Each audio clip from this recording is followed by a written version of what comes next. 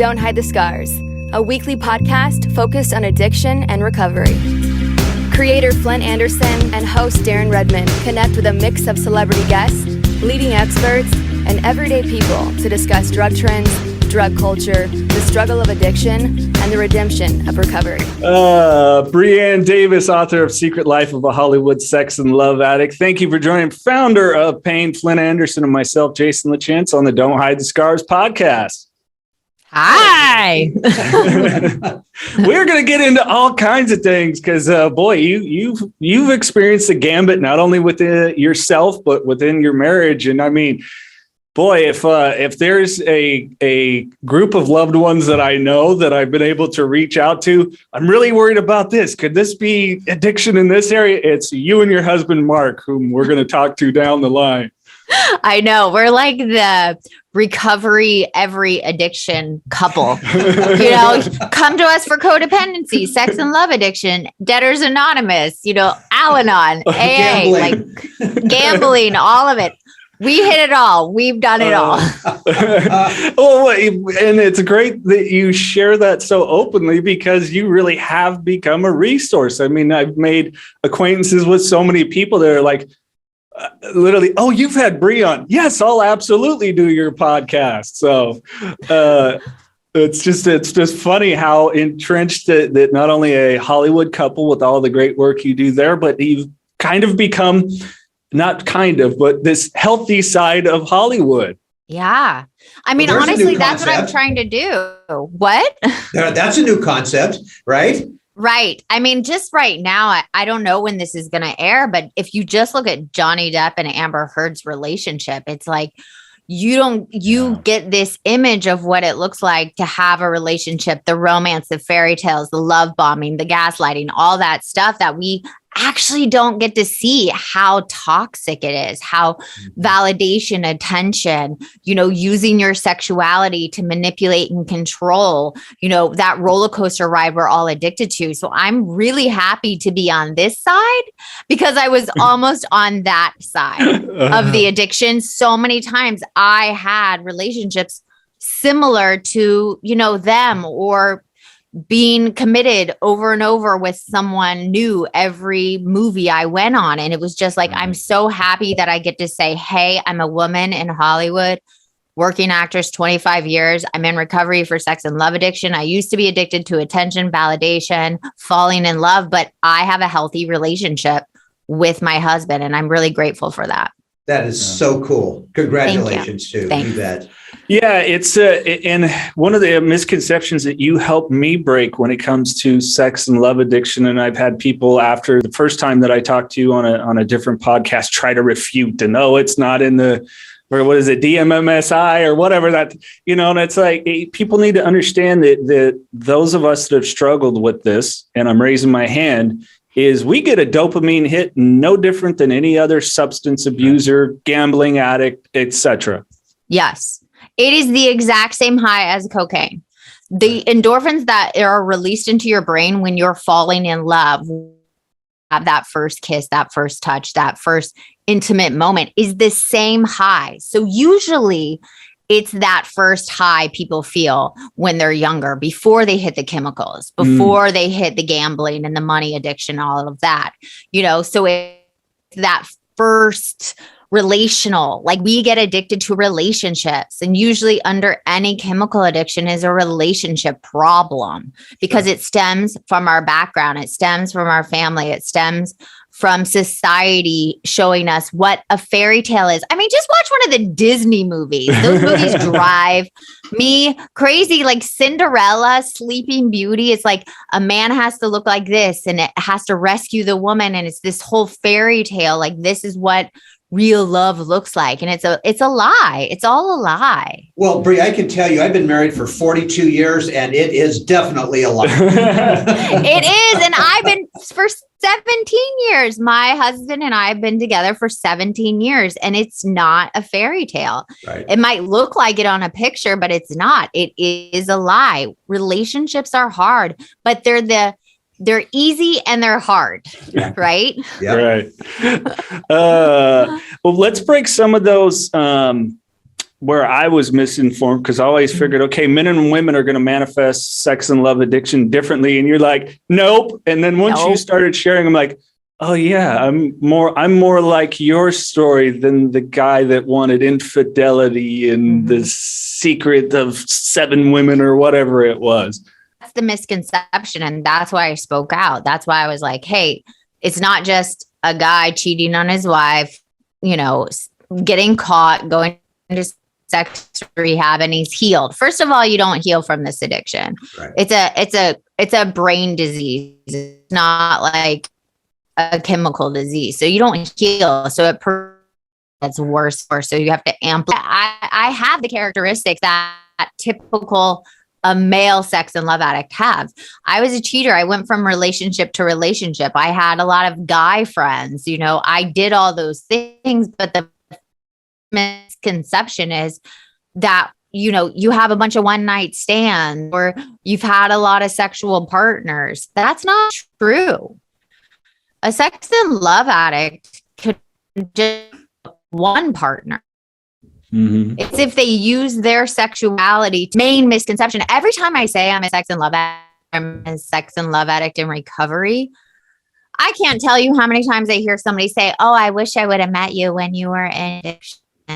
Like, oh, that's so hot. And I have to literally say, it is not hot to use someone, give you that self-worth. It is not attractive. So that's the first misconception I always say. Through the time that you've been doing this, and I love one of the quotes from your book, the character in it, Bree's book is wonderful. I recommend the Audible because Bree reads it herself. But my favorite line still in that, and I think you know what it is where the main character goes into the therapist and says, "Oh, you remind me of one of my other clients, high-class prostitute." Yes. Yes, that happened to me. That is a true story. Ding, ding. It is a fiction book, but that is a true one of the stories. It's because I wore a mask. I put on a mask. You know, as an actress, I have a mask, but like I put on a mask in the world to get and be what other people wanted me to be. It's like I would look at somebody and say, "Oh, this is what they want me to be, and this will keep me safe." So I would act how I accordingly thought I could read them and give them what they want. But in the whole time, I was denying my truth. I was using them to mirror for me my self-worth, my self-love, you know, having morals and values. All those things I let go of because I was with someone else. And I normally picked an unavailable person. So that's another thing is a misconception is that we as sex and love addicts, we pick unavailable people because we're unavailable. Getting in relationships that the person doesn't show it's because something in you is unavailable and you're picking that person. So that's the second misconception that I always say. Yeah. Flindt, how familiar does that sound to our substance abuse days? You know, it just sounds so parallel. It's not even funny. You know, when you were talking about the mask that we wear, I mean, my God, I wore a mask for 23 years, you know, because that's how long my addiction lasted. And it was so free to finally take off that mask. But it took me, I would say 4 to 5 years. I would have to peel parts of that mask off. You just, you know, once you become clean and sober, you just don't go, "Oh, here's the new me," right? Because I've been living this life. Yeah. Here I am ready to shine for the world, right? I didn't even know how to act in the world, right? Because I've been living this lie, you know, for so long, and the hiding and the sneaking around, and you know, and it's interesting that we're having this conversation today because I tell a lot of people when you're in substance abuse addiction, that is our love affair. We have a love affair with that drug, and even though I never cheated on my wife, I was cheating on her emotionally because that was my love affair. Over there. That came before her. It came before my kids. It came before my friends. It came before everything, you know? So as you're peeling off that mask, man, there were some things I didn't like when that mask was getting unpeeled. No, it's completely brutal. And Jason and I have talked about this. It's like peeling that mask is the most painful thing ever for any addict in any addiction. And you said your drink was your love affair. I just snorted and drank people. But the difference between your addiction and my addiction is you put it down, you break off that love affair, right? It's black and white. You don't pick that love affair up again. But I go out in the world and my love affair is everywhere. Sure. My love affair is walking down the street, is at the coffee shop, is everywhere. So it's like when you take off that mask, you're like a toddler going out in the world going, how do I relate to other human beings in a healthy way? Right. So you have to take away everything you ever used, meaning friends. I couldn't text, talk, email any men whatsoever. Right. I couldn't make eye contact with men. I couldn't dress for anybody. I had to cover myself mostly. All those things that we take away, we use for validation and intention. Sure. And then you bring it back in a healthy way. And I tell you, bringing it back in a healthy way after the mask comes off is like the most painful existence in the world. Right. Like, because it's just, you're so raw, you're so exposed, and you're hitting, I'm seeing the vodka bottle, like right when I walk out the door. So it's like, it's a really brutal disease to heal from. Yeah. I remember when I got out of my third treatment center, I remember coming home, and of course, nobody was talking to me. My wife picked me up in a borrowed Jeep Wrangler. I had 2 cars repossessed while I was in treatment. That was fun. And, but I remember coming home and sitting in my patio and not knowing who I was, not knowing how I was going to act when I walked off my property. It was a very scary place to be put in. And I was 45 years old when I got clean and sober, and starting all over again. I mean, I can't imagine, because I didn't have to dress different. I didn't have to do those things. And I'd never thought about that before. Yeah. The position you're in, I can see that, where you literally would have to dress different.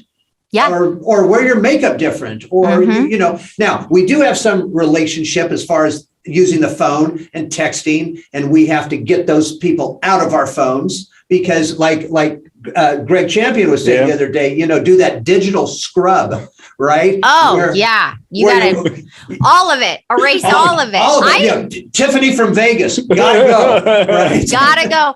But here's the thing. When you do this work, because it's a thinking disease mostly, and with sex and love addiction, when you do this work, you realize you use everybody in your life. Yeah. So not just the people you're sexually attracted to. It gets down to family members that are unavailable, family members you go to make you feel better, to complete you, that can't do that. Friendships that you use and they use you. So it literally, you have to scrub your entire existence. It's not just lovers and sexual partners. It's your entire existence that you actually have to break down. So in the end, it's you with you. And it's before, and we've talked about it, and it's in the book, but I remember when I got my 6-month chip, this guy came in and he said, I can quit heroin. I had 33 years in AA. He's like, I've been dodging this room forever because I don't want to give up my main addiction, which is relationships. Because underneath this addiction, just like any other addiction, it's that core value of low self-esteem, fear of abandonment, fear of intimacy, fear of being loved. I am terrified of intimacy. To this day, intimacy with my husband is terrifying for me, because it's like someone else really seeing me and connecting in that way is so painful that I still to this day have to lean into it after 12 years of recovery, 12 and a half years of recovery now. New Perceptions North, the premier drug and alcohol treatment and recovery center in Central California. A full continuum of medically supervised, top quality care with programs for detox, inpatient residential treatment with dual diagnosis, intensive outpatient treatment, sober living, support groups, and more. With 50 plus years of combined experience and sobriety, Flindt Andersen and Thelma Gatlin Wilson provide adult men and women with the highest caliber of professional healthcare, treating each client with compassion and respect, and a safe, comfortable environment. To begin the process of recovery, to proudly create and sustain a life without addiction, call 559-978-1507 or visit newperceptionsnorth.com. Well, and I think to touch on intimacy too, people always think when we talk intimacy relationship-wise, we just think sexually. No, there's so much more. Flindt and I were talking about that my girlfriend and I, we've been doing a financial class. Like that's a big part of intimacy when it comes to a relationship, and so many of these things, that intimacy isn't just the physical part. Right. Yeah. It's exposing the real authentic you in finances, in your desires, in sexual everything, and even just holding hands or hugging. My husband and I had to practice hugging because I would always pull away. I was like, too much, Which I'm so surprised. Mark is such a loving guy. Come on now. But that's the thing. That's the thing that it doesn't, when you have this addiction, when you have this disease, it doesn't matter who your partner is. Yeah. He could be the most perfect partner. She can be, whoever can be the most perfect person, which there is no perfect person. We're all flawed. It doesn't matter because it's never enough. It's that hole. It's that addict hole that we're always trying to fill with outside things. I just fill it with people. As I say, Flindt, no outside solutions for inside problems, right? Yeah, the inside job. The inside job. Well, let's talk about it, because when you finally confronted this, I think it's so pertinent for people to understand, much like yourself, Flindt, within your addiction. Majority of this stuff, once the initial confrontation for me, I was single, but you and Mark were already full blown into your relationship. Can you share some of those steps and what that was like to really confront this? Because you guys put the relationship to the fire, and have come out, of course. Yeah, we went through this. 4.5 years into our relationship, we were living together. It just came to this head, and I'll talk about my dark night of the soul. And I say a little of this in the book, but it's in the second book more. But I had this moment when a mentor of mine passed away, and I found myself 2 days later on location shooting a movie, starting to intrigue. And just so you know, if you're listening, if you don't know what intrigue is, it's like a step up from flirting, where you give out your number, you act more available. It's not just like flirting. So I started intriguing and flirting with people that I didn't even like. And I found myself almost like on this train I couldn't stop. And I was like, oh, am I going to mess up my relationship again with this guy at home that I care about, that I love as much as I could love? But here I am, just on this train that I couldn't stop. And I had this moment when I was looking in the mirror in my hotel room late at night, and I was like, oh my God, it can't be everyone around me not giving me what I want. It can't be, they're not giving me butterflies anymore, or making me feel special, or that honeymoon phase of a relationship. The common denominator in every relationship is me. So I had that moment looking at myself going, something is wrong with me. I can't keep saying, I'm looking for my person in the world. I hate when people say that. I'm looking for my person. It's like, there's no such thing as your person. It just drives me insane. And I say, it's like, there's no soulmate. There's no person coming to save you from yourself, from your own addict thinking, negative thoughts, or whatever you think you need to be happy in this world. If I only marry this person, or have this dress, or this house, or this car, blah, blah, blah, fill in the blank. But I remember, and I was looking at myself going, oh my God, am I going to do this till I'm 80 years old? Right. Am I going to be on my deathbed having one foot in a relationship and one foot out? And we have that saying, in the 12 steps, you have your foot in the future and in the past, and you're pissing on the present. That's what I was doing in every relationship. I always had one foot in out. And just keeping my, options open. And I just looked at myself and I said, I can't do this anymore.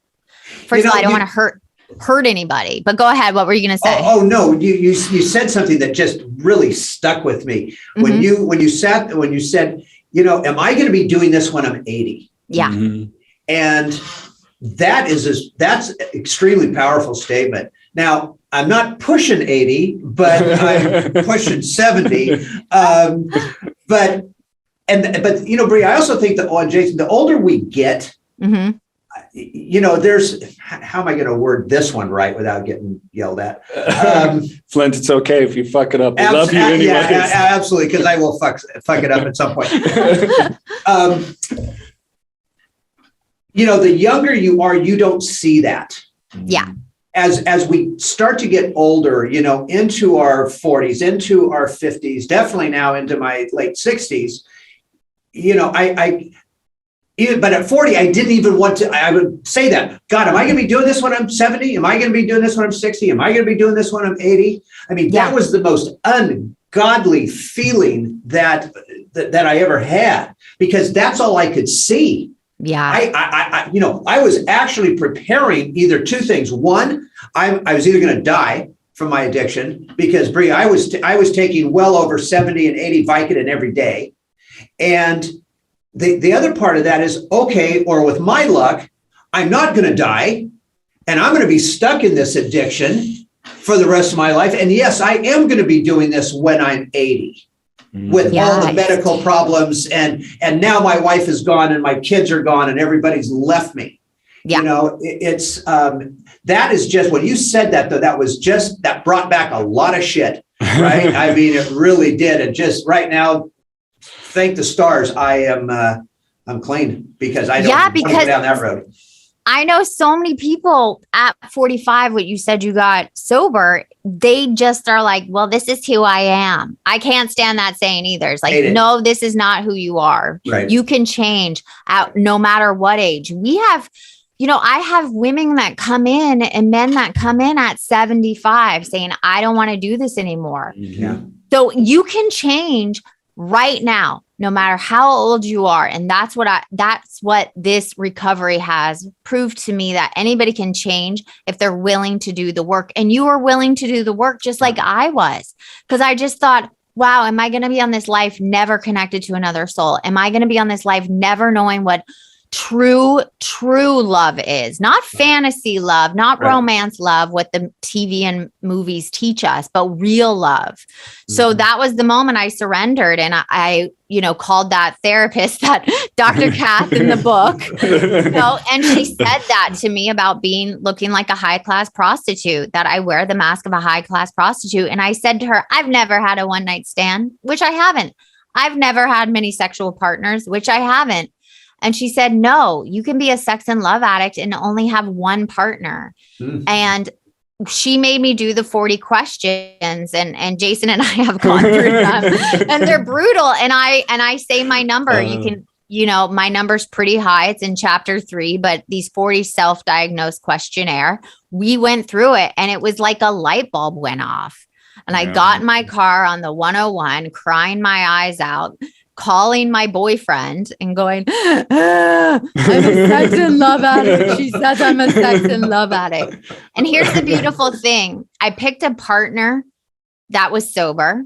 So my higher power had a path for me. I picked a partner who was sober in AA at that time for 20 plus years. He got sober at 19. He's 33 years now. And he highlighted every meeting I could go to in Los Angeles, which Los Angeles has the best sex and love addicts anonymous program here. Yeah, our program is amazing. And I went to a meeting that night and I saw 30 people. As you guys know, when you go to a room, it's like nobody's the same. Everybody, looks different, has different jobs, every ethnicity, every sexuality, but everybody there said something I resonated with. And for the first time in my life, I knew I wasn't broken. I knew I wasn't alone.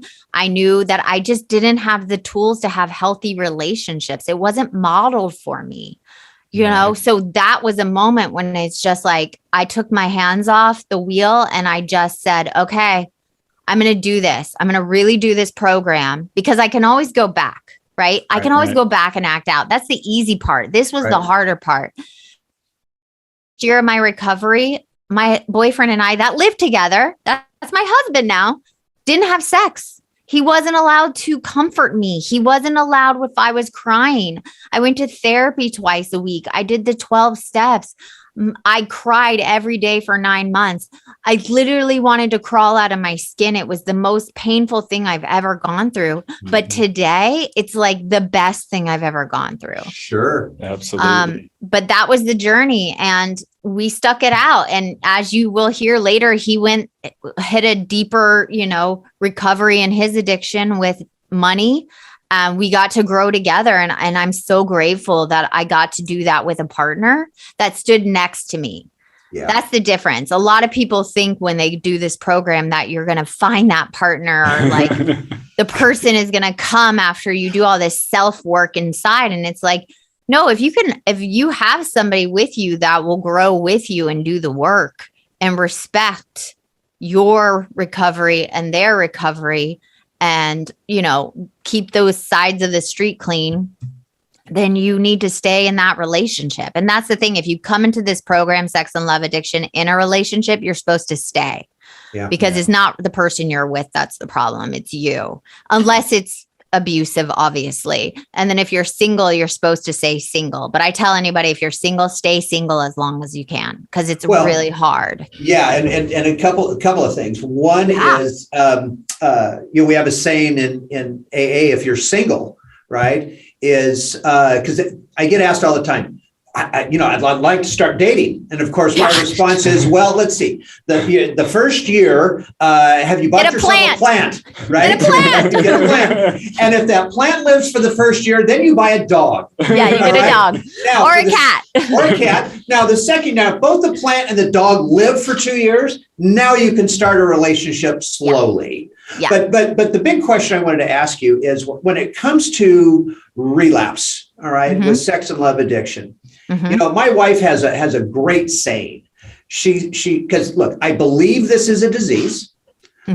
I truly do, but I also believe it's a choice at some point. I want to be clear on that. So I have 21 years of recovery. Right. My wife puts it perfect. She said, "You have been given all the tools to maintain your sobriety.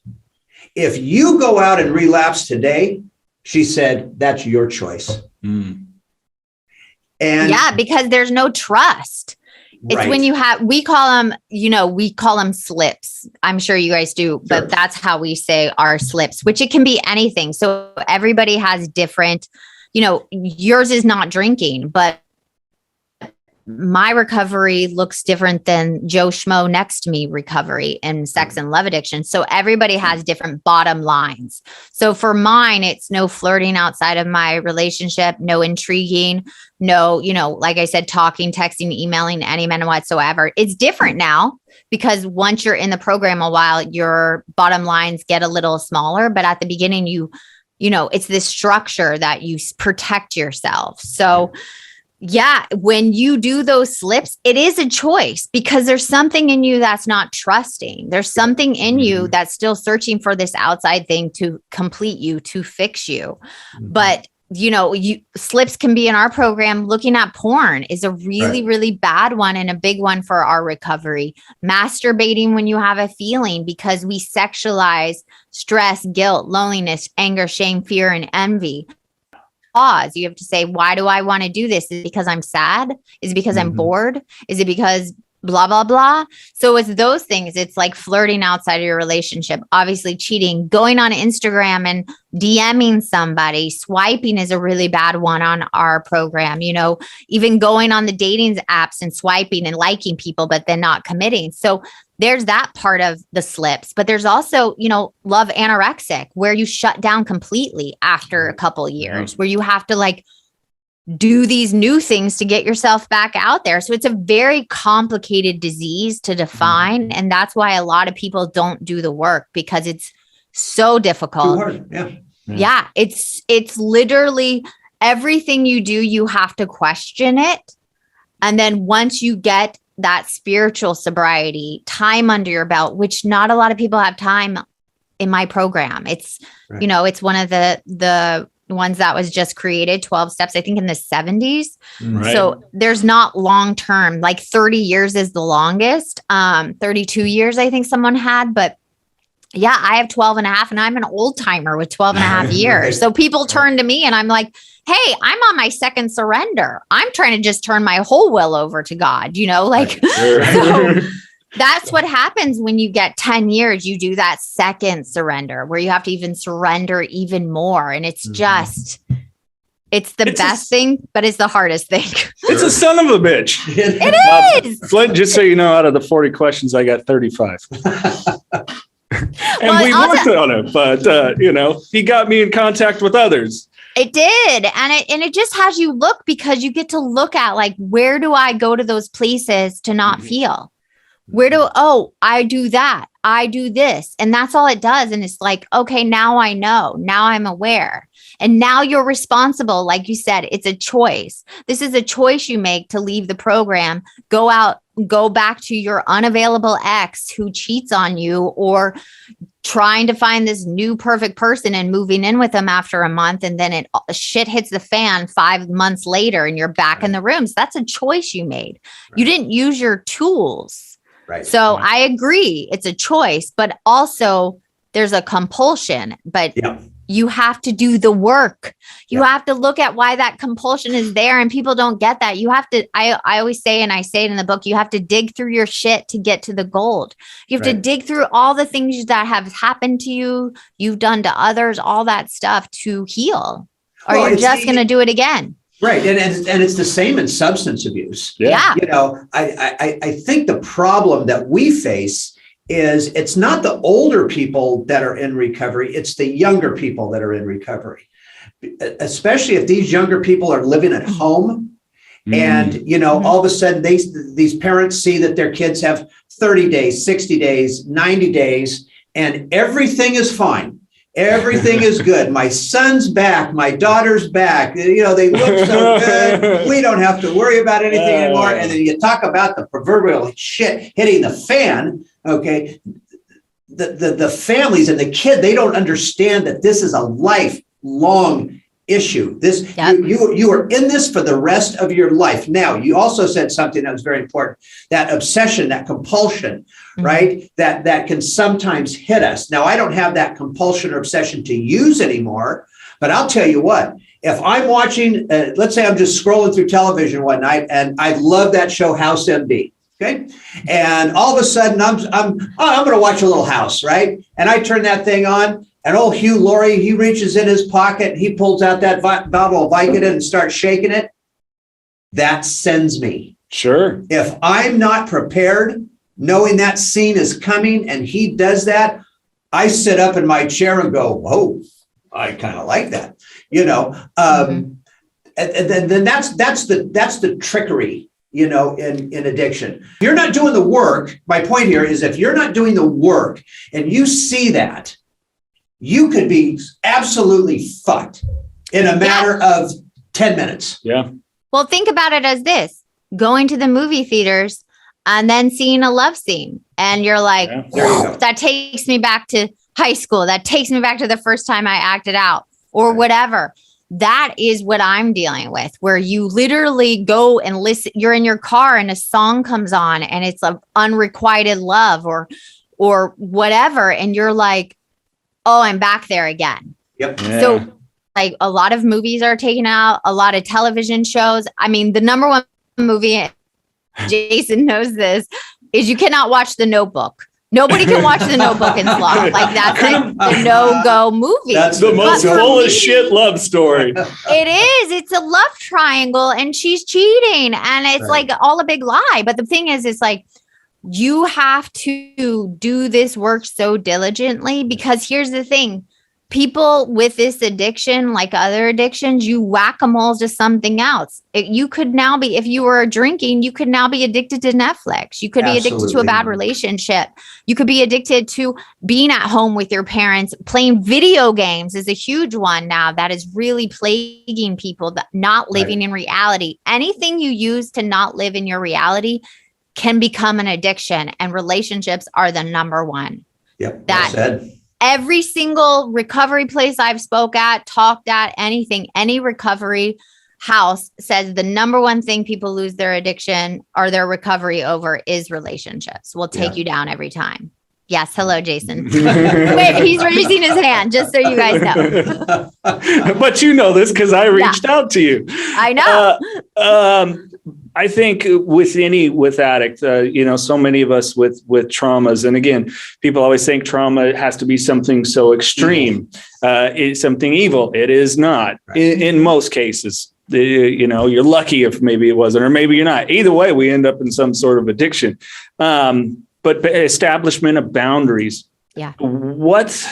I think the techniques that you shared are so important if you could share those, because it would equates for anyone with any level of addiction, any kind, any substance, person, whatever it is. Yeah, I talk about boundaries a lot. I have, that's the number one thing I work on with people is setting up really healthy boundaries. Because if you're someone that picked unavailable people or unavailable yourself, you don't have any boundaries. And a lot of addicts, we don't have boundaries. We overshare. We, we jump in before we actually know someone because they give us that high, because that's the same high as snorting that line of Coke, right? Or drinking that drink, or shaking your Vicodin, or whatever it is. But it's like those boundaries with family members, with friends, and with partners have to be defined. And the hardest part is you need help defining them. Mm-hmm. So people think, I can do my own boundaries. It's like, no, you actually need someone to walk with you to see it, because as an addict, we lack boundaries, right. So that's one thing I talk a lot about is like having boundaries. If you're dating, like how long do you go on dates? Do you text? No texting. A lot of my boundaries with people are, you're not allowed to text. Texting is false intimacy. It's not real. It's not two people connecting. Yes, maybe like I'll be 5 minutes late is okay. But when you're in a relationship, you should not text. You should pick up the phone. So that's a big one I have for people, how long dates are, when you can be sexual in dates, rules about self-care with my partner. He's not allowed to do certain things and I'm not allowed to do certain things. So it's really individual. And that's why it's so difficult to always define for people, because Jason, your boundaries might be different than my boundaries. Mm-hmm. And then you have to respect someone else's boundaries and know that 99% of the time it has nothing to do with you. So it's taking yourself out of that. You're the reason. First of all, I'm not the center of the universe. I think that was the first thing as an addict when I got very right? We're not the center of the universe? Exactly. I mean, my God. I remember I was like, what do you mean the world doesn't revolve around me? And that person ghosted me. I thought it was because of something I did. And it's like, no, they're just unavailable. It has nothing to do with you. And it's like, first time it's something I need to look at. Second time it's my fault. Second time it's my fault. I let that person back in again. So it's like setting those up for myself, and why I do the things. What am I trying to manipulate and control? If I am, then I have to set a new boundary for myself. So it's very, very complex and complicated, but it's the best way to live because there's this freedom. Mm-hmm. I used to think boundaries was about, like boredom. Oh, life's so boring and you're boxing me in. And I feel like I'm like a caged animal, but it's really freedom. It is. Yeah. It's freedom from self, I love it. Yeah. Nobody cages us more than us, right? Yeah. Right. Yeah. Totally. I think a really important thing to share that, Flindt, I think you'll find this really interesting, is really where a lot of your stuff started, of course, like so many of us, childhood. But there's a really important piece in where your folks, especially your dad, plays in, that when you were in high school and your dating life. Yeah. And your dad actually helped you hide boyfriend A from boyfriend B. Yeah. He was an enabler. Yeah. We all got those, don't we, Flindt? Yeah, we do. We do have those. And it's like, looking back and seeing, oh, that's why it wasn't modeled for me. It was somebody said it was okay or acted like it was okay. And then I was off to the races. But yeah, I had a really complex relationship, and I talk about it a lot in the book. And not many people talk about emotional incest. And when I heard that word, it makes me recoil, because the word incest is just like, especially as a young girl. But what I learned is emotional incest is when the child's energy goes to the parent, where it's about the parent. And I experienced that, where it was my energy was always going to my parents and not vice versa. And so when I got into the age of dating, he helped me in my addiction, I would say, which happens to other people. They're drinking, their dad picks them up, they're at a party, they take too much drugs, parents come and rescue them. That was my dad. He was doing the best he could with what he had. He came from an addictive background. So, I don't blame him for being an addict. I don't blame my mom for being an addict. Did their behaviors help my addiction? Of course. Yeah. But I love them, and I got to forgive them, and I got to see them as human. And I also, I had a year and a half off from my parents, and I didn't even talk to my dad because he wouldn't respect my boundaries. And I said, if you don't respect these boundaries, you're not going to be in my life. And I was okay letting that go. Is very, very painful, because I love my parents no matter, we as kids, we love our parents no matter how shitty they are. Like you can have the shittiest parent and you still want them to love you as Absolutely. a child. Yep. But here's the thing that really healed me, and I got to experience, my mother got to sat down and say, hey, I did the best I could. I didn't have a great mom, but I did the best I could. And I'm sorry if I ever did anything to hurt you. And that forgiveness, that like just someone acknowledging, hey, this happened in the household. It was really traumatic. It was a really unsafe household, but I did the best I could, but I am sorry.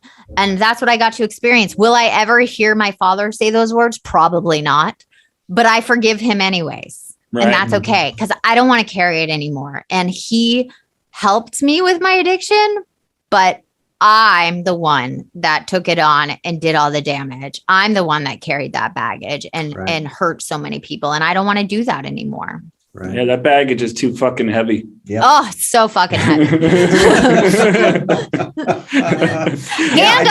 I know you are, 12-step and stuff, but my 4th step of resentments, that baggage I was carrying was 176 people.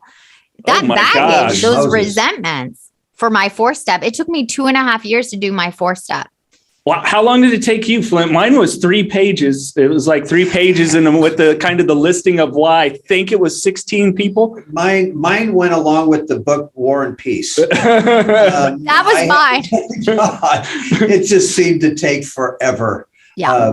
And you're right. That is a lot of baggage, that we've got to carry around. And in my case, I blame my parents for the surgeries that I had to have. Oh yeah. I had, the day I was born, I was thrown right back in the hospital, and I've had 32 surgeries altogether to correct this little issue I had when I was born. But I blame my parents for so long. Sure. With that, and then it's like a warm blanket, isn't it? Exactly. Blaming, it is. Yeah. It feels so good. Oh, it feels so good. But when I finally reached, the age of 40, right, it was like this light came on. And even though I was still in my addiction until I was 45, it did come to me a little sooner. You know what? That was not my parents' fault. I mean, what an asshole I was. Sure. How stupid was I to even think that could have been my parents' fault, but I did. Yeah. And it gave me an excuse. It gave me that excuse to go use because I was in pain, blah, blah, blah, on and on and on. It's all a bunch of horse shit, but but it's real stuff when you're going through it. Yeah. It's real stuff. And sometimes there are people that never come out of that. They never, ever come out of that blame game or, Well, it's because it's a warm blanket. When you get to blame someone else, you get to lay in this warm blanket where nothing is your fault and you get to blame other people. And it's this lovely place to be, but it will eat you up alive. And that's what it does. And I was thinking of your parents, and it's so interesting because they probably did the best they could at that time. Right. And my parents, I talk about it a lot, is they let me see movies and television way too early. So a part of me blamed them for letting me watch Romeo and Juliet and thinking true love looked like you got to stab each other at the end or drink some poison then. Like, so when I got in relationships, I was like, it needs to be this passionate. Somebody has to be willing to die for me. And if they weren't, that wasn't a real relationship. So I blamed them for so long, letting me see things when I was way too young to see, letting me see the porn magazine in the closet and those kind of visuals that a young mind shouldn't be seeing, which is happening now with the porn and young boys. It's like the epidemic that is occurring. And that's why I spoke out. And I told Jason about this one time, is like, I was in the meeting getting my 10-year chip, and all these young men and even young girls, 20, 21 years old, were in there because they cannot have intimacy. They are so disconnected because they're watching too much porn and they have an unrealistic expectations of what sex looks like, what romance looks like. And that was the moment I was like, I need to help more young people. I'm telling you, Bree, right now in substance abuse, this is a major topic for both young men and young women, that these guys, I mean, since I'm glad COVID actually hit for certain reasons, because what it did is it wiped out a lot of massage parlors around this area. Yeah. Because we've had an influx of, quote, a lot of these young guys in recovery, right? But that's another story. Yes. But I mean, they've just transferred it. They just transferred it to the porn industry. Yeah. Right. And now it's that vicious cycle where they stopped using. They're not in recovery. They've stopped using. There's a difference. There's a big difference. Yep. Right. But now they have found the massage parlors. Now they're going to the massage parlors. Oh, then after the massage parlors, they're going up to the Indian casinos to gamble. Yep. Right. This is all that mid-20s age range. Then they're coming back down. Oh, we won some money or lost some money. Let's go back to the massage parlor. Then at some point, it's like, oh man, you know what? Fuck it. I'm just going to do that line. I'm going to take that oxy. I'm going to shoot that H, whatever it is. So it's this vicious cycle that goes round and round. And again, I have to say it because I always do. These parents are just fucking clueless. Okay, over all this stuff. Yeah. Clueless. Yeah. And that's why I help a lot of parents. I'm trying to educate on this addiction as the porn, with the masturbation, with being on social media so much. Yeah. All of this is really deadening our youth even more. I mean, I can't imagine how horrible a person I would have been if there was social media and how porn is available. I would be like a monster, and I probably wouldn't be alive, because here's another thing. Yes, we talk about alcohol and drugs killing people, but this addiction of sex and love addiction really is, it kills. It's horrific. I'm not going to say it's worse than drugs and alcohol, but suicide. Watch any Dateline. People are murdering each other over love triangles. This addiction, people kill over, just like, the number one thing, sex and money, people kill over. So that's why it's really important. I'm so glad you're speaking about, because a lot of people in the chemical addiction go right to sex and love. Yeah, they go right to it. Well, and as I shared with you, I had to clean up the one thing to find that there was the other thing. Yeah. And it's like, oh, fuck, I got to deal with this too. Because I thought they went hand in hand. You're telling me they don't go hand in hand? Wait. No, it's a whole, and the credits don't transfer. That's the thing. They don't. You have to do a totally different level of work. It's like, okay, I put the bottle down. Now put some other stuff down, right? And there's so many people that I'm sure you went through it, Flindt and Bree, obviously, your primary area, but where it's like, okay, one mask is gone. Now I got to take off a whole entire other one. I mean, I was the guy that became the recluse. And as we've talked about, Flint's grinding me, buddy, you need some fucking hobbies and some healthy friends. Cause it's like, home, kids, girlfriend, work. I'm good. It's like, I keep telling them, find something to do. Okay. I mean, you just can't stay in that routine. So it's still that process. Yeah, you can. And that's that. I always feel like that's that second surrender where you can trust yourself to then go out and experience more of life and you will be fine. But when we get into recovery, a lot of times we then go into this hole where we protect ourselves, and it's called social anorexia. And that's why, you know, the love anorexia and social anorexia, where you are so afraid of bringing anybody else in your life because it might create drama. It might trigger you, and you have to trust yourself because you have to be in relations with other people. You have to have hobbies. You have to go do these things because it's not sustaining just in that small world. Recovery is not it is at first to make your world small, but then it's to expand your world. It's not to stay in that small. Right. The only thing that my family will gripe about anything is that I have taken golf to a whole new level. Well, that's probably your new addiction. It is. And it's something I love. But like I tell everybody, it's not going to kill me. Not yet. Anyway, but it's not going to kill me today. But here's the thing. It might keep you from having intimacy with family members. It might keep you. Course. Yeah. So that's where I really work on with people. What are you doing to actually keep you separated from your loved ones? So it could be anything. It could be anything. And again, what I talk about when I'm addressing different organizations, it's balance. Okay? Totally. It's all about balance. It's all about balance. You know, look, I know I said that a little bit about golf, but I make sure that I play at least twice a week. Because that's where I go. I unwind. I spend it with friends. That's your self-care. That is my self-care right there. Yeah. You know, and I'll tell you what, it's better than picking up that bottle of Vicodin, or it's better than going to a massage parlor or wherever, you know, and that's a good, safe place to be. But it's also taken me years to find what that balance is. Yep. Balance doesn't come naturally. You know, you don't find it in the first year or 10, you know. I love it that you said balance doesn't come naturally. Addicts do not like balance at all. They don't even know how to function in balance. When it's balance, I'm like, balance what's going on? Give me excess. What are you talking about? Right. I need another dopamine hit. Right. My mantra was serotonin. More. You know, yes. More of everything.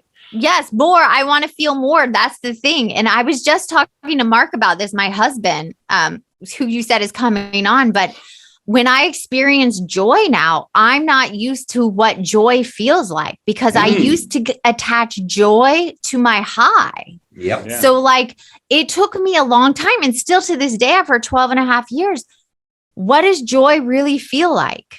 Because it never measures up to that height. Right, that high. And so I had to learn what joy was, because here's the thing, when we deaden, you know, sadness, whatever we're running from, we deaden everything. So you have to learn all these new things. What does happiness feel like? Right. Yeah. So that's the new level I'm at. And what I found is that joy, like genuine joy, is connected to purpose. And those in active addiction, you know, you seek pleasure over purpose because you don't have one. But once you start to find purpose, you can have genuine moments of joy. Exactly. Totally different.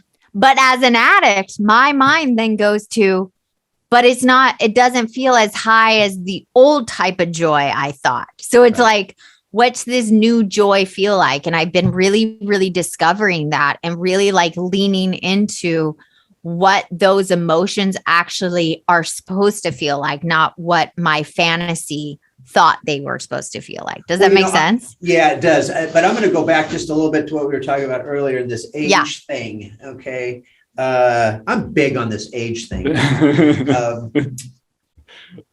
But there is so much in my recovery that has honestly just come to pass, if that makes sense. Without really working at it, without, you know, reading a book or this or that or the other thing. Just as I get older, things start to mellow out a little bit. That joy starts to come back. Little things like on Mother's Day, we're at my brother-in-law's house, and just throwing a baseball with my grandnephews in the backyard. That was joyous. Right. Yeah. That was joyous. Plus, I haven't thrown a baseball in 20 years. Okay, but so I dunk one in the pool. But yeah, as we get older, and I think you guys will learn also as you get older, some of this stuff just kind of comes naturally back because of the work we have done. We may not see it right now, but I'm here to tell you, if you keep doing what you're doing, at some point, not all, but some of it just kind of falls in the good stuff. Yeah. Just kind of falls in your lap. Right. And now then when you are older, you go, oh, I recognize that. Yeah. Well, that happens to me now. I just had it with my son, and I was just like spending time, and he looked at me and he smiled, and it was like, oh, that's it. Like you have these moments where you're like, oh, it's when you're fully present. And before, as an addict, you were never fully present. We're always thinking about the next or what's next or in the past. And it's like when you're fully present, that's when you get to experience it. And you have those moments that are just there. It's that overwhelming intimacy that I've always been terrified about. Right. That overwhelming, like you see another soul and they get to see you at the same time. Yeah. Well, Mr. Andersen, Mr. LaChance, do you have anything else for Miss Brianne Davis? Other than this has been just joyful. Okay. Me too. This has been just wonderful. It's been a pleasure meeting you. I hope we get to do this again sometime. I'm looking forward to meeting your husband. Can't wait to talk to him. Right? Oh, Mark's the best. He's the best. He's the better half. Well, I'll make that determination after I talk with Mark. How's that sound? I'll play that back for him and then I'll go, can you send that to me? But it's true. It's like you have to find someone. First, you have to find yourself and become your own soulmate. Then you can allow someone else to show up for you in a healthy way. Yeah. And they get to make you a better person. And my husband makes me a better person every day. So I'm very grateful that he's in recovery doing work on himself. I'm in recovery doing work on myself, and we get to experience life together and be present with each other. So I'm so excited to be here. I'm so excited to talk to you both. I love you, Jason, and I can't wait for you guys to talk to Mark. Heck yeah. Thank you. Tell everyone about, of course, we didn't even get into the podcast, amazing work you're doing there. When you have part 2 of the book come out, we'll have to talk to you again, but tell them about the podcast and the book. Yeah. So my husband and my podcast, I'm the host, is called Secret Life. We tell other people's secrets. The moment I spoke out about sex and love addiction in my HuffPost article 2 years ago, I had 2 million hits and people reaching out to me. And this last bit of stigma and shame was just lifted.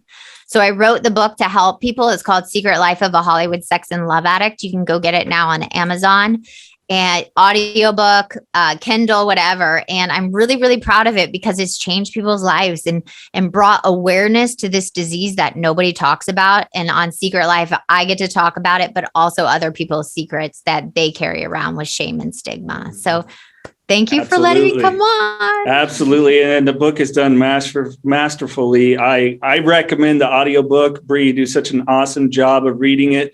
The great thing about it is, yes, everyone will be entertained by it. But if you don't go, oh shit, that's me at any point, then you're just lying to yourself. I hate to tell you that. Go back and listen or read again because you're bullshitting yourself.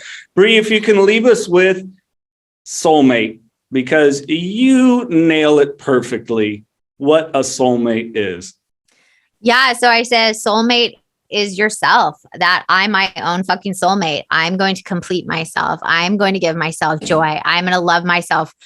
I'm never going to abandon myself. I'm going to live and die with myself. No one else is going with me. So I might as well love myself the most. So then I'm allowed to love somebody else. So that is what I say. I'm my own fucking soulmate now. If you or a loved one is struggling with addiction, please don't waste another minute. Start the road to recovery now. Call Parents and Addicts in Need at 559-579-1551. Or if you have a story to tell, connect with us, 559-579-1551. Parents and Addicts in Need is based in Fresno, California. For more info, visit GotPainUSA.org.